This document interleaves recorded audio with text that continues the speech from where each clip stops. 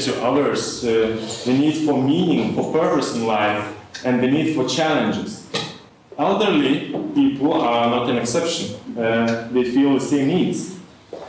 And education technologies may help to bridge this gap, to fill in those needs. And what you see here is a very, very simplified result of the long-term work of the Hungarian scholar. His name is Csikszentmihalyi, and he studied the success. Why one person is successful and the other is not. His team carried out a number of interviews and interviewed sportsmen, policy makers, artists, a lot of people, and what they found was what they termed flow, the phenomena of flow, which is basically the balance between the challenges the individual receives and the skills that she has. And these successful people were in balance between the challenges and skills, but there are many others who are in imbalances, who receive a lot of challenges with no skills, and they experience intense negative psychological emotions such as anxiety, or those who have a lot of skills but no challenges. And in this case, they experience boredom. And I guess that a lot of elderly people are here. They experience boredom because we have no challenges.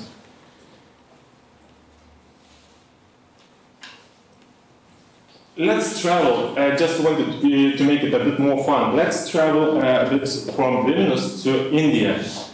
Here you see the slum in India, the village, and the scholar, Sugata Mitra, made an experiment.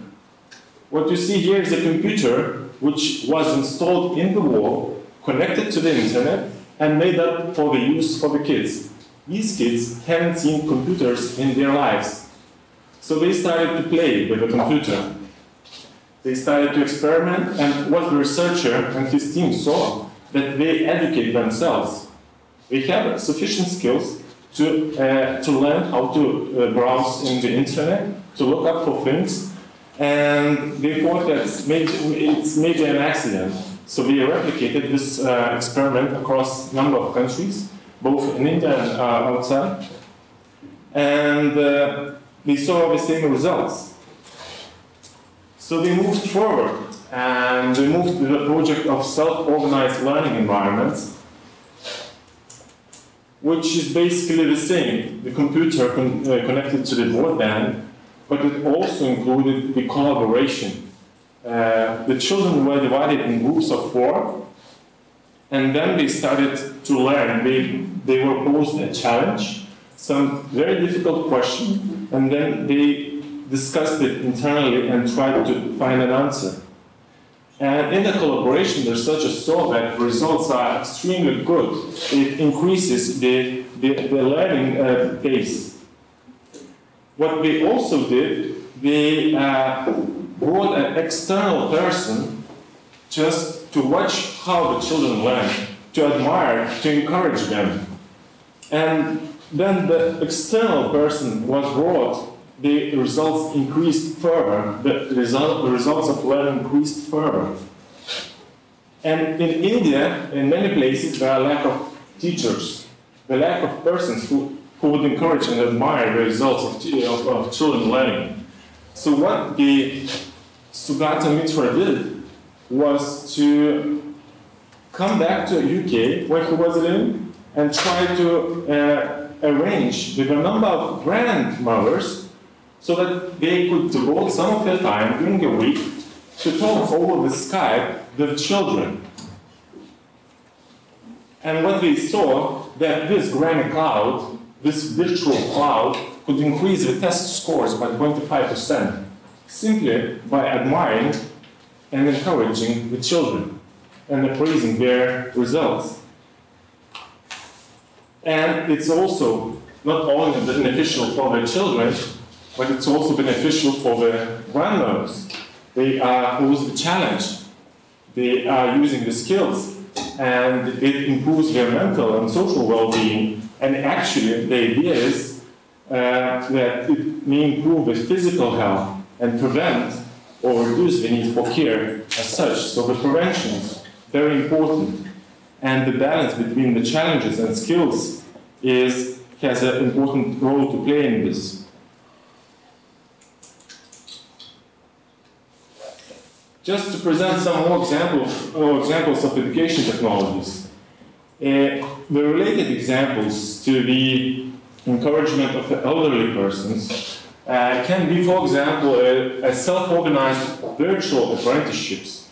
Maybe you heard of augmented reality as such a technology, a future technology, which enables to function in the virtual world. So that, for example, doctors could simulate the procedures in virtual world. They can make mistakes there, and they will not be real. And here, you could organize these virtual apprenticeships supported by the ex-professionals, those who are not working anymore, those who are on pensions. There are many other tools, like universities of the third age and the massive open online courses, where the universities have a lot to offer. But also other technologies are extremely important. Then we talk about the aims, the challenges. Those aims of the digital society, of the welfare technologies, will not be reached by us, meaning the current workforce, but the future workforce. And we need to train the individuals who have very strong characters and who have very strong values. And the tools, the welfare technologies in the area of education could provide an answer for that. They could enable personalization in the area of learning. They could increase collaboration and decrease the formality. And you see some of the examples of these technologies, and a lot can be said on that, but there's no time to go deeper. Finally, I just wanted to shift a bit, as I was asked to comment the situation in Lithuania. Last year we did an exploratory study on the public sector innovation, which is not welfare technologies, but it's close relation to the welfare technologies. And we found a number of trends. One of the most important trends is that in Lithuania there is a lack of systemic and consistent experimentation. There is a lack of systemic and consistent learning process. We have a lot of fragmented initiatives, and often the money is not the major problem, because we have a lot of sources of financing, structural funds, framework program, science council funds, science and innovation technology agency funds, and other sources. But these initiatives are splitted, they are fragmented, and they are very often hidden from the eyes of the one who wants to integrate them.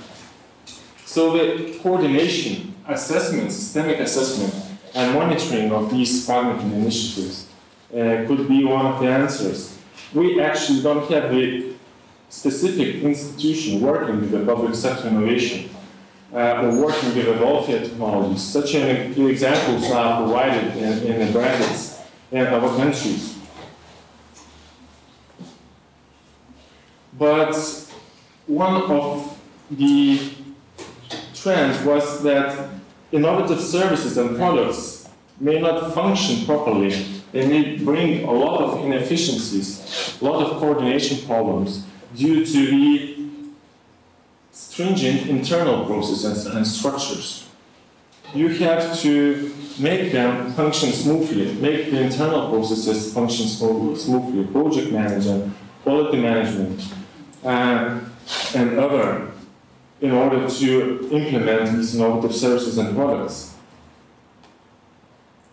And in part, this relates us to the issue that innovation, welfare technologies in particular, is not a horizontal principle at UAB. And if we look at the civil service is not motivated to innovate. The innovation is understood as additional work and not as a part of the main work. And for example, in the public procurement, we don't have a horizontal principle such as low price, innovation, or degree of innovation of a particular tender.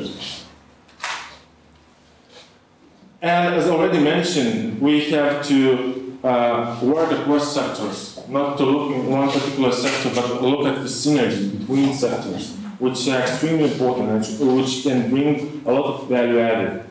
And we should work across the functions. Not only top management should know about the importance of innovation and welfare technologies, but all the employees and agencies, institutions implementing innovation. Policy levels, as already mentioned, the role of municipalities is as important as the role of central governments. And finally, one of the last remarks we have, the state should be understood as the catalyst of innovation. We have to move to the civil servants as public entrepreneurs who create conditions for people to do it themselves.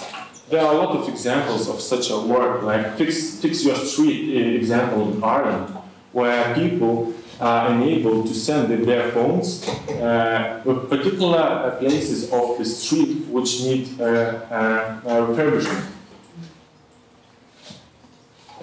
And one of the most important things with which we have to work is the paying forward mentality. We don't have this mentality so far.